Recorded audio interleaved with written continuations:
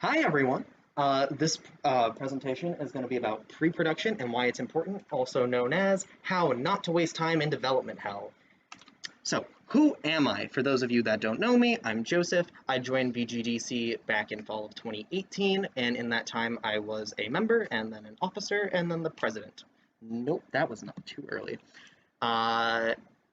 While I was here, I headed several projects, including Bite Size Bonanza, which was a project that we put freshmen on to try and get them to have development experience. Didn't work quite as well, but that's how we learned lessons. Then I worked on Clone Wars Tabletop Tower Defense with Will, Udayan, and Mitchell, and that game is available on the Google Play Store. It's honestly my favorite project that I've ever worked on. It's fantastic. And Armed Forces. Those last two I'm going to be using as examples throughout this presentation. And I did several other group and individual projects, and that's how I have gained all the information that you will see in this presentation. I also work at Red Storm, which is a Ubisoft company, as a gameplay programmer, but I will not be discussing anything I know from that job because I don't want to get into any legal troubles. I also want to mention that I only know what I have experienced and what I have studied. I am not the end-all be-all of what you should be doing with pre-production. If you learn things that I do not mention in here, use them. If you disagree with anything I say in this presentation, go on ahead. Just make good projects. So the overview of the presentation, we're going to go through the stages of conception. How do you make a project idea, and how do you know that it is the right project idea? We're going to talk about making a hook, elevating it to an elevator pitch, and then turning that into a full pitch. We're going to talk about the specifics of making a pre-production outline or a pitch for VGDC Wolf, things that you should do because we are all students here, why you might want to make your pitch a little bit more in-depth than just, here's my idea. And those specifics will include prototyping, levels of quality, development timeline, and a design document. And then, if time permits, we will create an example pitch together. So, first question is, what is pre-production? Pre-production is the work that's done on a project before full-scale production begins, as given by Oxford Dictionary. In easy words, the planning, the prototyping, and the figuring out what the goals are before you even start making things, before you start programming or making art. This is how you prepare your project for it. Yeah. So we start off with the hook. The hook answers the question of why does the player want to play this game? What is interesting about it? What are we doing here? Usually I have found that this is the main mechanic, because main mechanics are relatively easy to implement. They're far easier to make than a full-on story or themes or some abstract idea. You can make a mechanic, make it fun, and that can be the entire game if you so wish. For the Clone Wars game, we can describe the hook as an AR tower defense game where you design the battlefield yourself. For Armed Forces, we can describe it as a 2.5D party fighter where the players move primarily through weapon recoil. You keep it brief, you don't mention story, you don't mention lore, you don't delve into complex mechanic explanations. You just say what is this game at its core, and you let it stay. If you can't boil this down to 1 to 2 sentences, your game lacks a core idea. If you don't have this core idea, you're gonna struggle making a full game around it. So assume that anything not in the hook might be changed during production. Stories can change, settings can change. Everything can change besides whatever this core idea is. And also, I forgot to mention, if you have questions at any point during the presentation, feel free to raise your hands. I'm taking questions as they come. So once you have your hook, you're going to want to turn it into an elevator pitch. The elevator pitch expands on the hook. It's a couple minutes explanation of your game. It's kind of how you would explain your game in conversation. You're saying more than 2 sentences about it. So what are some of the other things that the player does in this game? What are the other noteworthy game mechanics? What style of game is it? Is it a platformer, FPS, battle royale? Can you relate it to something that exists? Do you have an aesthetic in mind? Sometimes aesthetics are good to have in mind at the beginning of conception. If you're making, take Splatoon for example, you don't need to mention the aesthetic at the beginning. In the Splatoon's development cycle, they were literally just cubes of tofu. But if you already know out the bat, it's going to be like a 90s punk theme. That's pretty interesting. That's kind of cool. Mention it in the elevator pitch. For Clone Wars, you can describe the elevator pitch as there are different tower types and different enemy types. There's a currency system for placing more towers. AR allows the player to set up a battlefield in the real world by mapping out enemy paths and setting towers, and that it's Star Wars themed. We briefly mentioned the basic mechanics, such as different tower types and different enemy types.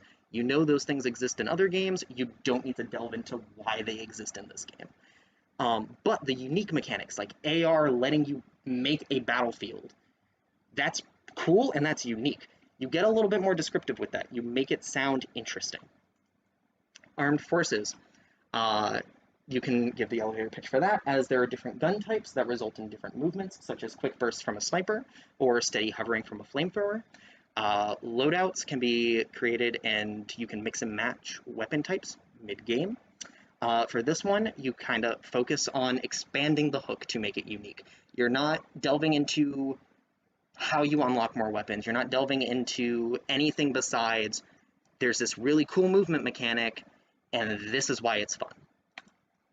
If you can't make the game sound interesting when you expand on core ideas without including fluff, and fluff being the stories and the themes and like all this other stuff that's really nice to have in a game, but you don't need to play the game, it's not usually worth making. You kind of need to have more than just the story. Otherwise, why not turn that story into a novel or a film or something other than a game? Games are interactive. You want to have this interactive idea. Granted, I am a programmer, so like my entire life is making the interactives. There are some games, I am sure, I probably don't know them, that are mostly just artistic, so probably shouldn't have been as definitive with it's not worth making, but we'll move on. Then you can take this elevator pitch and turn it into a full pitch. And the pitch explains what exactly are you getting into now that you know this core idea. You can explain your unique mechanics in detail. How do they work? You can mention basic mechanics and how they service the game, like the currency system and the different enemy types I mentioned earlier. You don't need to get super in-depth. You can kind of list them a little bit and why they're important, but you don't need to delve into them as much as you would delve into the unique mechanics. You can list the inspirations and connections that this game has, because it's a lot easier to get people to connect to an idea that they already know. And most importantly, which is why it's in green, what is the game flow? How does the player get from the beginning of the game to the end of the game? That is something you want to have in your full-on pitch. And the pitch being like a PowerPoint that you are presenting to people. You also really, really, really want to mention the risks and challenges. If you don't talk about this, it says that you did not think about your idea hard enough. So where will most of the development time go? What do you not know how to do?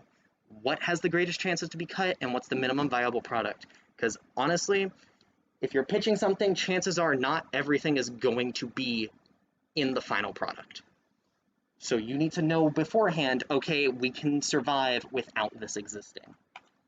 And likewise, what are the stretch goals? If you do manage to get everything that you mentioned in the pitch, that's amazing. You should also have a plan in case you do that. And then I have my pitch for Armed Forces, which I will open up and we can look at real briefly. I will say this is not perfect. I learned from this, but I'm going to go through it and kind of list some of the things that worked and did not work. So on this slide, I mentioned the core gameplay. I kind of delve into the unique mechanics, like I mentioned, how players move their arms, how they get knockback force from projectiles, and also inspirations like jetpack door and duck in. Controls, you don't usually need this. This is why I say this isn't necessarily perfect. Normally, you don't need to know the controls when you're pitching the game. This game was a little bit special, and I kind of did it because I needed that explanation. With Armed Forces, instead of the joysticks being how the player moves, it moved the individual arms, sort of like how, if you know ARMS, the Nintendo game, you can control each arm with like each Joy-Con like that. So that's why I did this whole diagram. Normally you don't need this.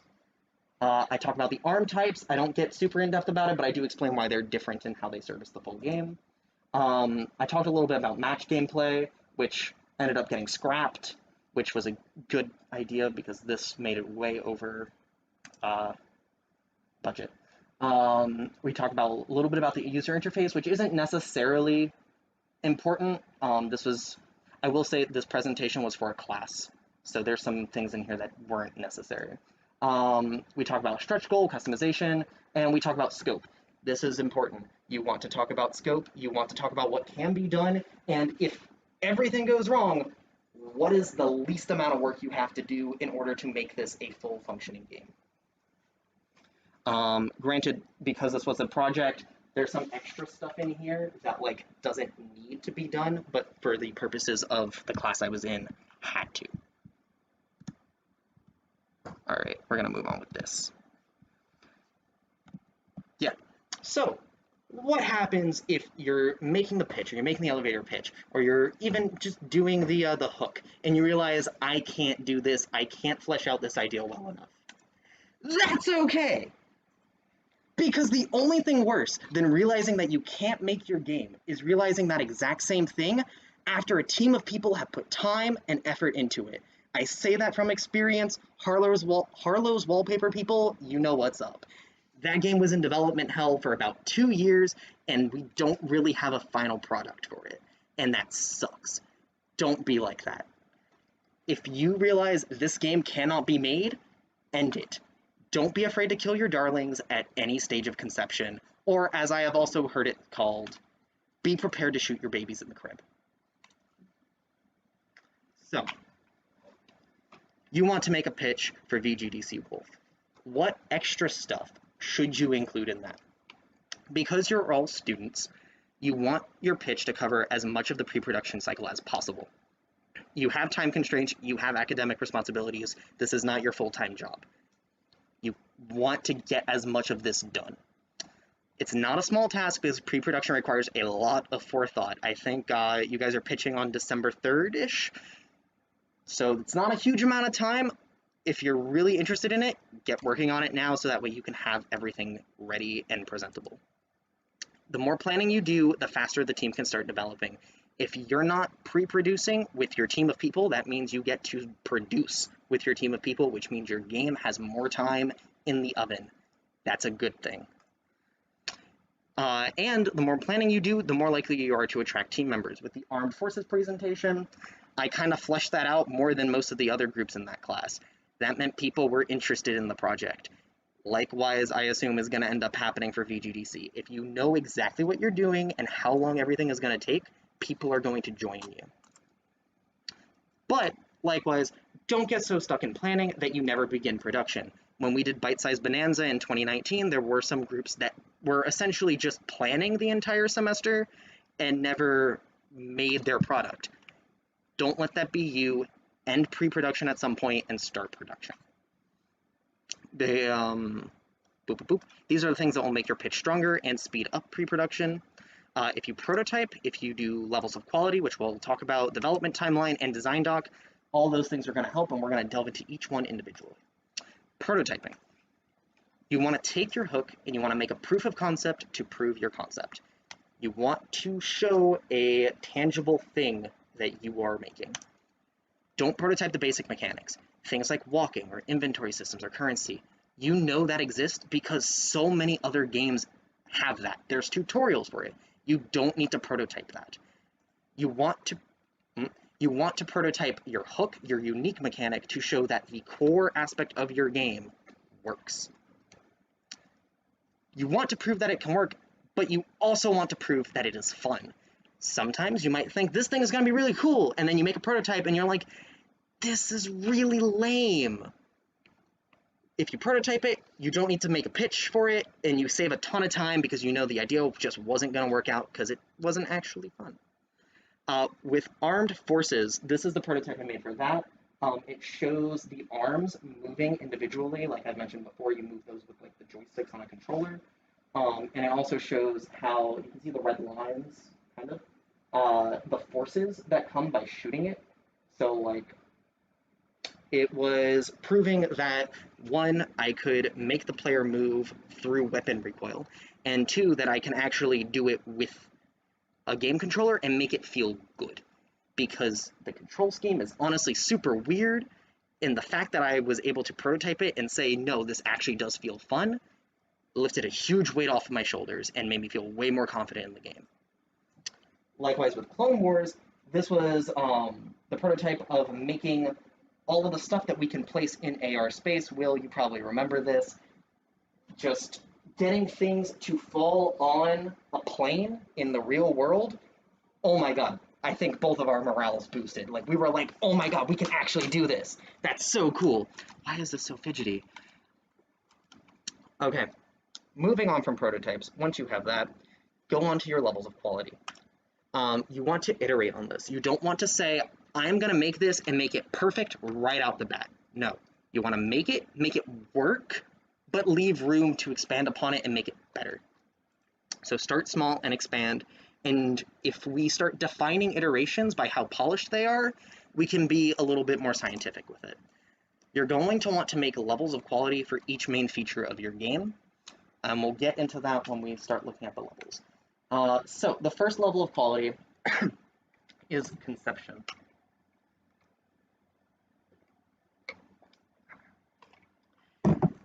This level answers the questions of why are we including this and is it possible for us to develop it?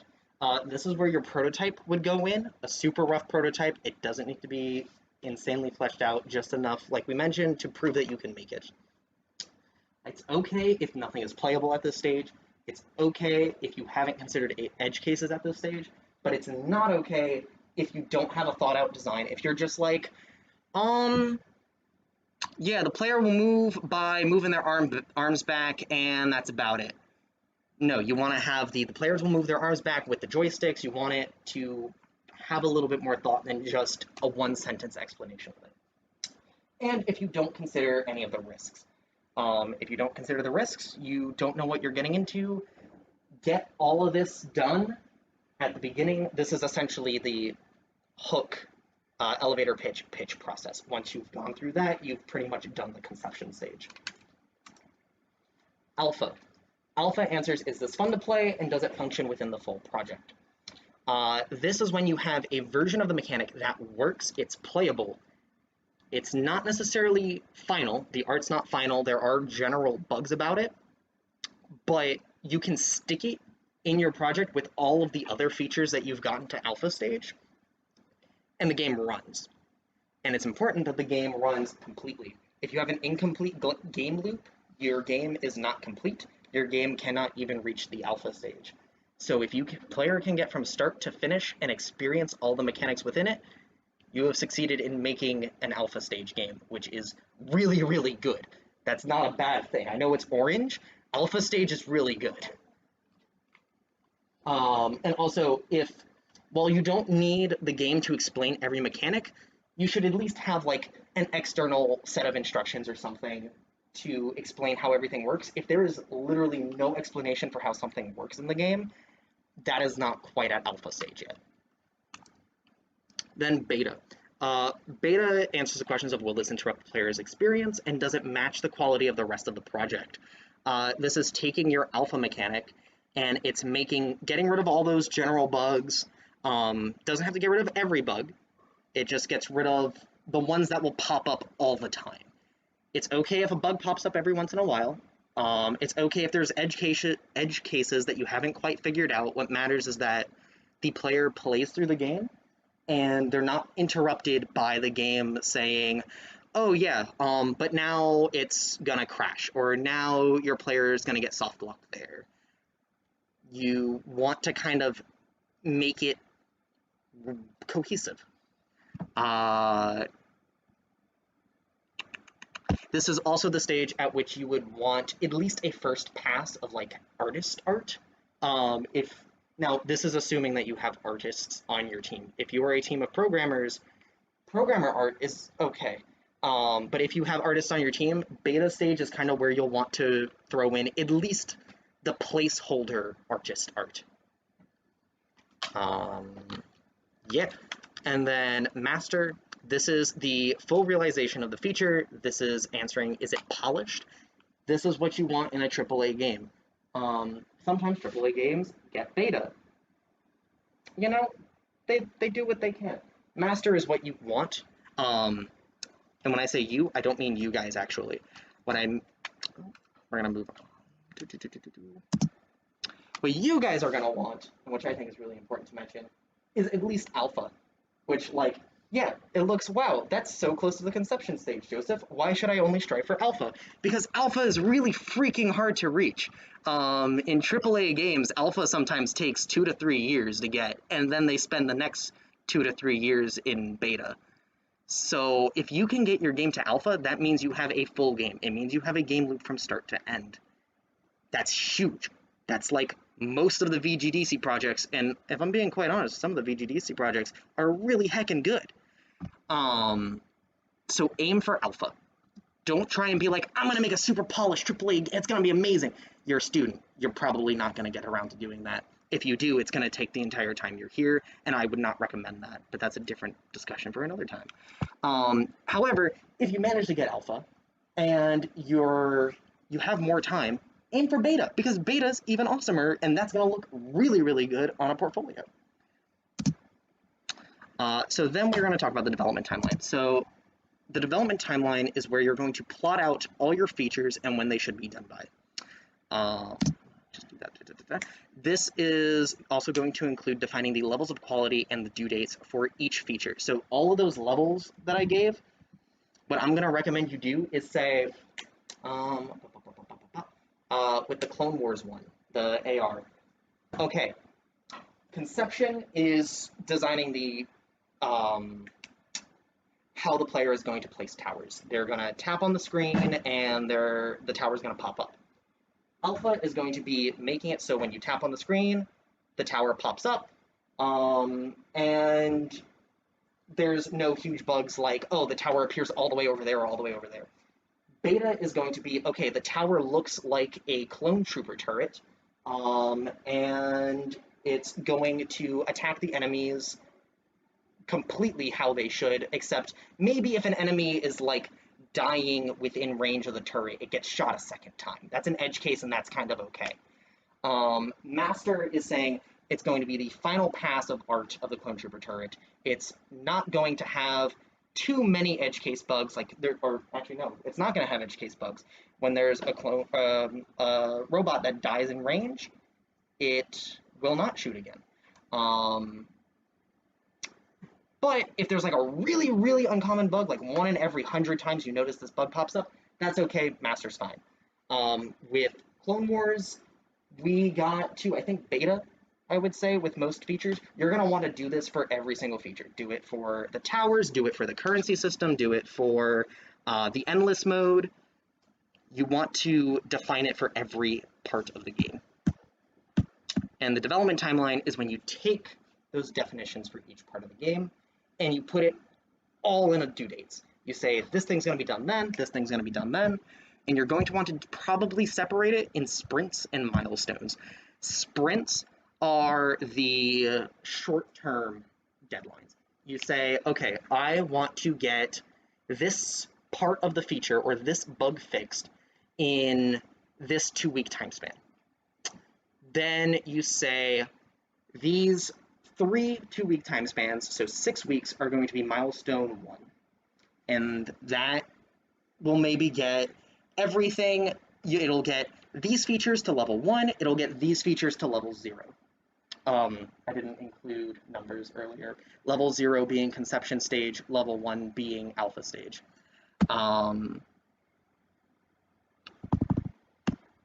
Yeah, so when you make these deadlines, you're going to want to be reasonable about this. You don't want to make unrealistic deadlines because they're even more harmful than not having any deadlines. If you say, yeah, I'm going to get the entire game to alpha stage in the first 2 weeks, and then I'm going to have beta stage done in the next 2 weeks, and I'm going to have master stage done after that.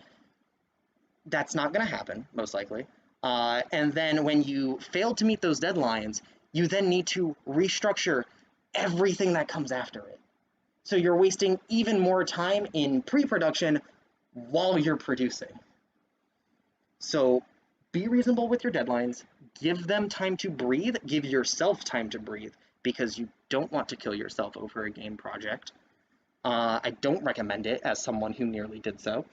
Yeah. So, something that I have heard is, what can you accomplish in a 40-hour work week? But you yourself, if you didn't have school, if you didn't have other obligations, what can you do? Or probably a little bit easier for you to think about is, what can you accomplish in a weekend-long game jam, which is usually 48 hours.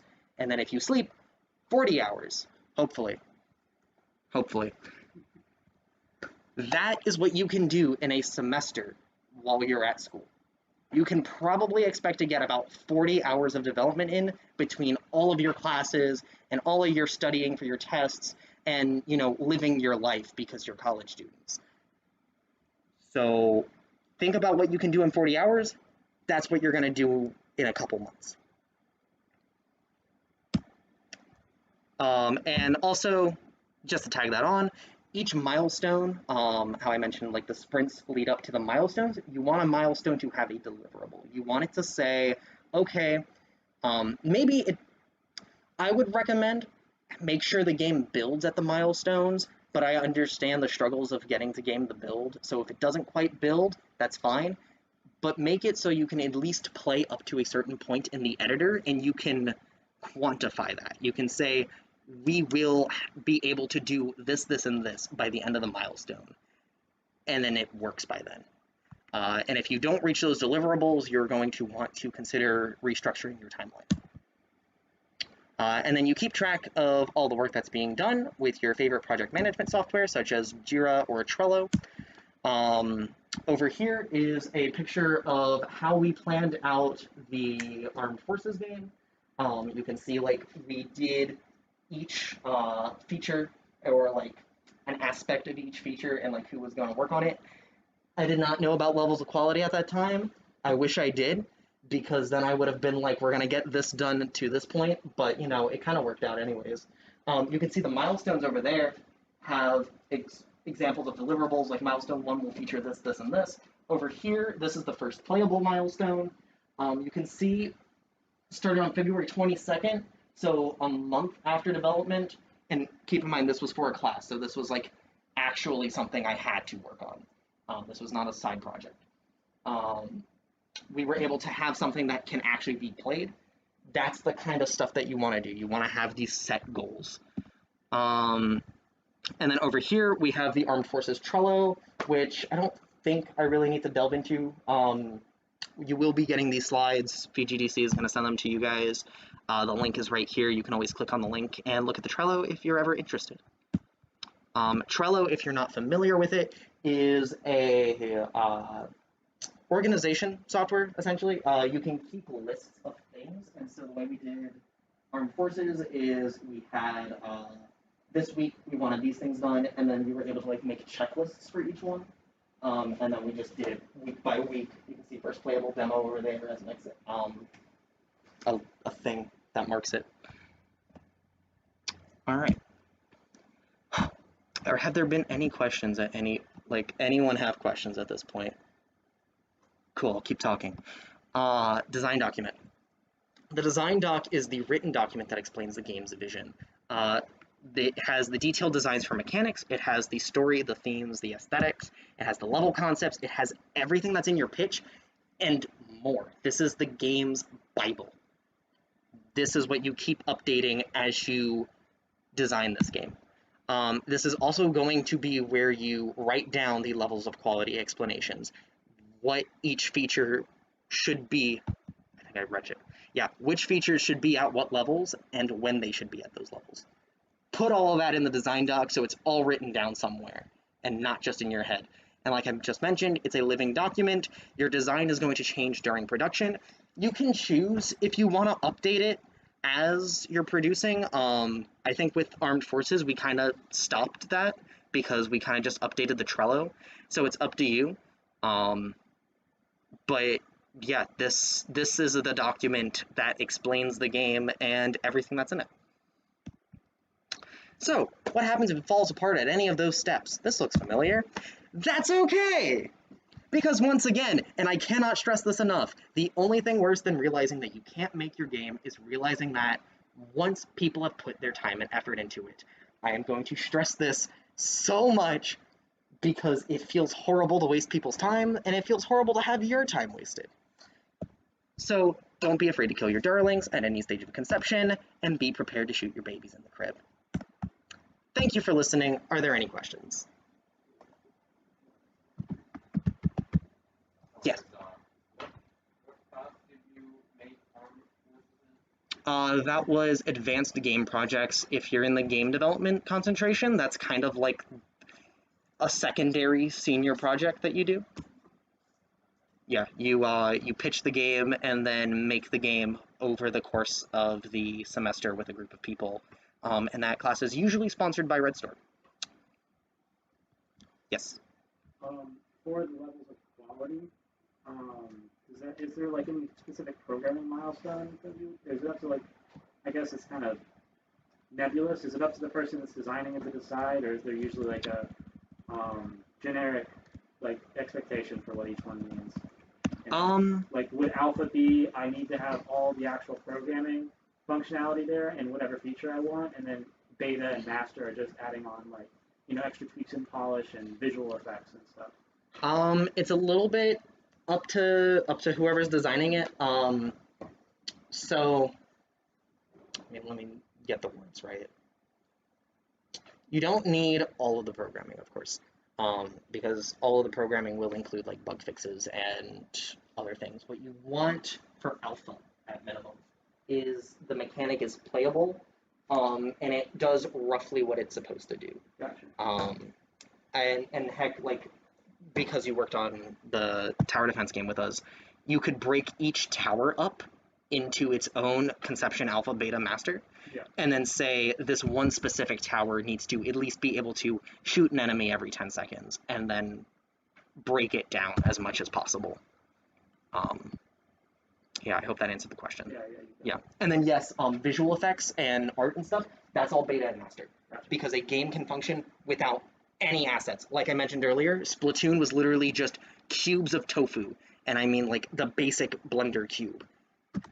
And they liked it, and now we have Splatoon, which is an amazing game if you haven't played it. Yes? So, as far as coming up with those timelines, like, how do you figure out how much time you need to give different things? Is that just based on how important they are, that you say, this is a really important feature, I want to give more time to it, make it more polished? Mm-hmm. How do you come up with those timelines? So that's definitely something that comes with experience, and that is a topic that people are paid lots and lots of money to research, honestly.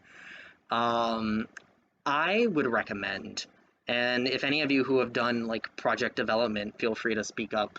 I would recommend focusing on the hook and making sure that it is at least at the alpha quality that you want first, and then if you think your game would be better if you made your hook or like a certain other feature at like beta or higher, you can kind of adjust the timeline to focus on that and let some of the other things be at alpha. Not everything needs to be at alpha, not everything needs to be at like the same level. It's gonna look a little weird if that's the case. Like if you have like this one thing that's super polished and then the rest of the game is like, okay, that's clearly like alpha level, like it just barely works. That's okay. In fact, for some people, that might be good for them and like putting on their portfolio. Like the part that I worked on was super polished. It really is up to you, and choosing how much time you dedicate to it is something that honestly just comes with experience and with practice. If you've never made a game before, you're not gonna necessarily know how long certain things are gonna take you. You don't know how long it takes you to program first-person movement or other mechanics. So it's definitely a little bit difficult if you don't have the experience with that. The best thing I can say is estimate, and then I think it was Megan and Mitchell were mentioning earlier, take whatever you're thinking, and then like, oh, it's going to take me a week for this. Multiply that by 3. say, okay, no, it's not going to take me a week for this, it's going to take 3 weeks for it. And then you're at least safe about it, and that gives you, that's what the stretch goals are for, time to implement stretch goals or other features that you would like to have, may not have the time for otherwise. Anyone else?